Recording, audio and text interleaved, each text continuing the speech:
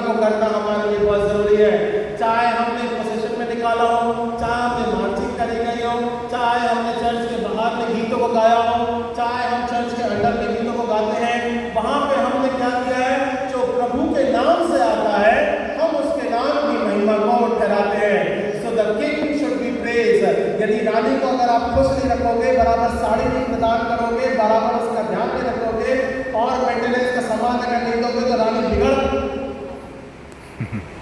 है ना, रानी बिगड़, खाना बराबर नहीं मिलेगा। बेटा समझ लो, जाने के बाद में तुम्हारी क्या स्थिति होनी है। सो मेंटेनेंस करना बहुत जरूरी है, बराबर है। सो राजा किस प्रकार से बोलता है, राजा को नाम को धन्यवाद देते हैं, उसका प्रेज करना बहुत जरूरी है, महिमा में करना बहुत जरूरी है, क्योंकि हम और आपको जीवन के रूप में, चाहे संसारिक जीवन के रूप में हो, चाहे आत्मिक जीवन के रूप में हो, अनुग्रह के द्वारा रोटी देने वाला वही हमारा परमेश्वर है। सो हम और आपको उसके नाम की महिमा को ठहराना बहुत जरूरी है। होसन्ना, हे परमेश्वर हमें बचा, इस बात को गीतों के माध्यम के द्वारा वो प्रकट करते हैं कि हम और आपको जहाँ परमेश्वर एक आत्मिक जीवन देता है, उन्नति प्रदान करता है, आत्मिक संभालता है, आत्मिक प्रभुता में प्रदान करता है, दान और वरदान हमें देता है, बीमारियों से हमें छुटकारा प्रदान करता है। होसन्ना हम करते हैं, उसके नाम की महिमा को हम गाते हैं, हालेलुया हम प्रकट करते हैं, ताकि उसके नाम को महिमा के रूप में हम और आप नजात की जिंदगी को प्राप्त करने पाए, हम और आप उद्धार के जीवन को प्राप्त करने पाए, हम और आप आत्मिक संगति को प्राप्त करने पाए, हम और आप आत्मिक दर्शन को प्राप्त करने पाए। इसलिए हम परमेश्वर के नाम की होसन्ना करते हैं, क्योंकि दान और वरदान जो हमें मिलता है, आत्मिक रूप में ठहराता है, वो केवल परमेश्वर में प्रदान करता है। जीवन हमें परमेश्वर प्रदान करता है।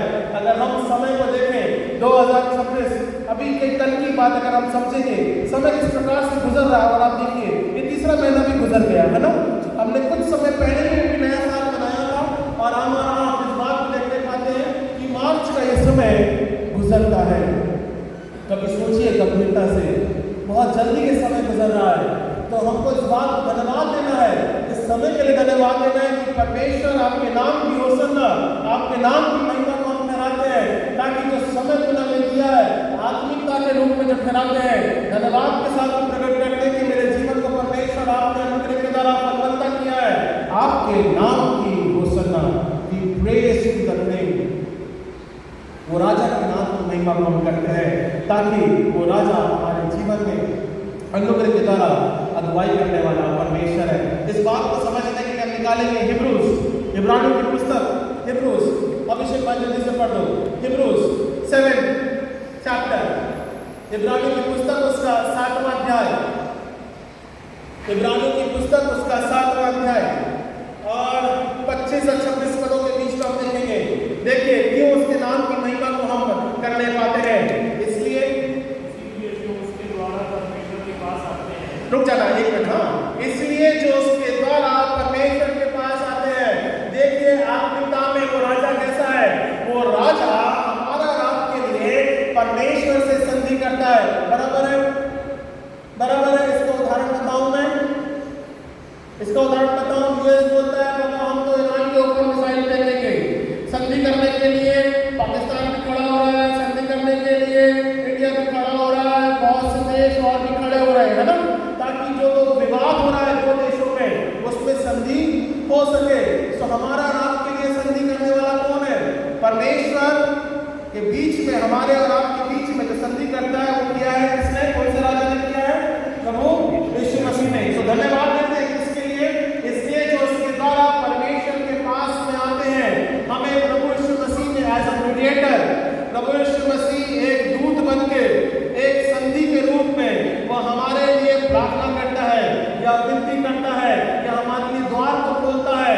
परमेश्वर से वो अनुग्रह के द्वारा विनती करता है कि इनको बचा परमेश्वर, इनको क्षमा प्रदान कर, इनके लिए आत्मिकता के द्वार को खोलना परमेश्वर, और इनके क्षमा के दिनों को बढ़ा देना, आगे का लिखा है।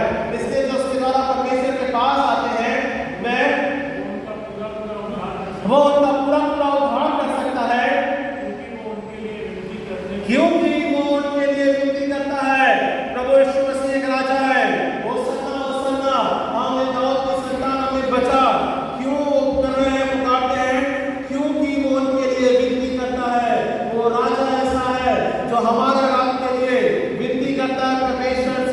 पहला वचन इस बात को धरा के कहता है, जब हम वचन के ऊपर मनन करेंगे कि परमेश्वर के वचन के रूप में हम इस बात को देखने पाते हैं कि हे पिता इन्हें क्षमा कर, कि नहीं जानते कि ये क्या करते हैं। ये विनती वो राजा हमारे लिए करता है, उसको कोई मतलब नहीं है, और उसे हमारे और आपके जीवन से, अनुग्रह के द्वारा आत्मिक जीवन से मतलब है, आत्मिक उन्नति से मतलब है, उद्धार के मतलब है, जहाँ पे लोग जीवन को प्राप्त करने पाए उससे वो मतलब है, इसलिए वो हमारे लिए विनती करता है।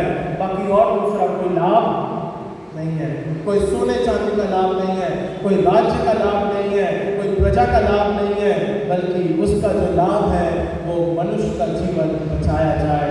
इसीलिए वो परमेश्वर से विनती करता है, और वो क्या करता है, पूरा उद्धार कर सकता है। 26वें पद में क्या लिखा है,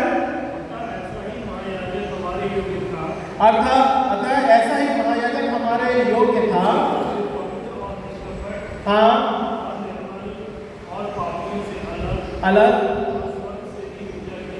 और स्वर्ग से भी ऊंचा किया गया हो।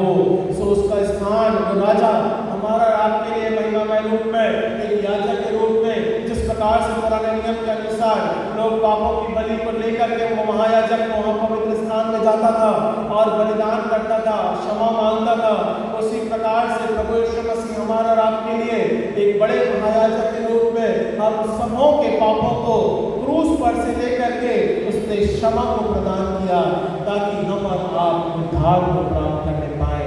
इसलिए उसके राजा की होसन्ना, उसके नाम की होसन्ना, ताकि लोग बचाए जाएं, पापों से छुटकारा को प्राप्त कर सकें और उद्धार के जीवन को प्राप्त करें। सो वो राजा है, उसके नाम की महिमा को करना बहुत जरूरी है। दूसरी बात, द किंग्स, परमेश्वर जो कि हमारे आपके लिए एक राजा के रूप में ठहरता है, वो प्रवेश करता है। वो क्या करता है, प्रवेश करता है। 10वें पद में है ना, तब उसने यरूशलेम में प्रवेश किया। वो आज हमारा और आपके जीवनों में भी प्रवेश करता है ना। वो क्रूस के माध्यम के द्वारा संभव होने पाया कि वो हमारे जीवनों में प्रवेश करता है। तब हम इस बात को कहने पाते हैं, जो कोई विश्वास रखता है वो अनंत काल के लिए जीवन को प्राप्त करने पाता है ना। जॉन 3:16 में जिसे हम कहते हैं ना, जो कोई उस प्रभु यीशु मसीह पे विश्वास रखता है वो उद्धार को प्राप्त करने पाता है।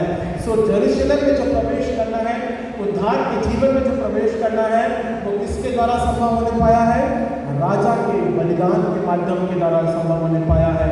जब वो यरूशलेम में प्रवेश कर रहा है, तब हमको और आपको आत्मिक रूप में डराना मालूम करने की जरूरत है कि आप हमारे मन मंदिर में प्रवेश करें। परमेश्वर आप हमारे मन मंदिर में प्रवेश करें, हमारे जीवन का उद्धार करें और अपने आत्मिकता के मार्ग में हमारे जीवन को चलाएं।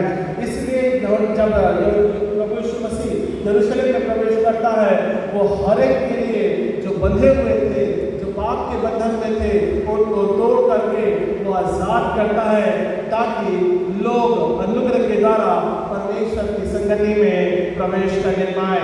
आइए हम इस बात को समझेंगे। वचन 2 Corinthians chapter 4 verse 6 to 7। 2 कुरिन्थियों उसका 4था अध्याय और 6 से लेकर 7 पदों के बीच में हम देखेंगे। सुनीता सिस्टर हमारे बीच में, पढ़ दो जल्दी से। रवि भाई पढ़ दो।